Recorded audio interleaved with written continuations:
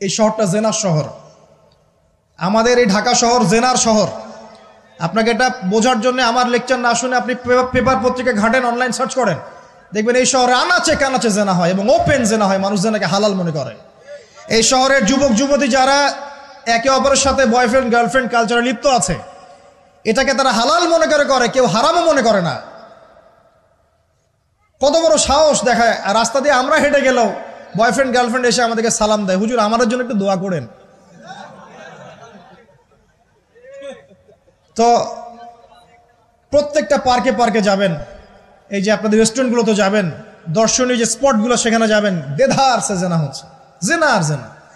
আমি এই যুগের কথাই বলছি। নবী সাল্লাল্লাহু আলাইহি ওয়াসাল্লাম বলছেন, আমাদের নবী বলছেন, আমার উম্মতের একটা অংশ, সবাই না, আমার উম্মতের একটা অংশ অবশ্যই জেনাকে হালাল করে নিবে, অবশ্যই মদকে হালাল করে নিবে, মদ পান করবে কিন্তু মদের নাম অন্য দিবে, এবং তারা গান বাজনা বাদ্যযন্ত্র নর্তকীদেরকে হালাল মনে করে নিবে।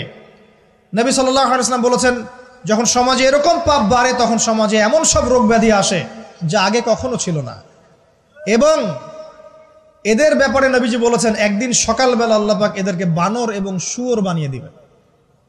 কিয়ামতের আগে এই ঘটনাও ঘটবে, বিকৃত হবে, ভূমিধস, ভূমিকম্প, ভূমিধস এবং আকৃতির বিকৃতি, এগুলো আযাব আসবে আল্লাহর পক্ষ থেকে, এই জেনা, এই ব্যভিচার, এই পরকীয়া, নোংরামি, অশ্লীলতার কারণে। ঘরে ঘরে এগুলা বয়ফ্রেন্ড গার্লফ্রেন্ড কালচার। কেউ মনে করে না যে এগুলা হারাম, কেউ মনে করে না যে আমার এই যে সহপাঠী আমার গায়রে মাহরাম, এই গায়রে মাহরাম শব্দটাই নাই।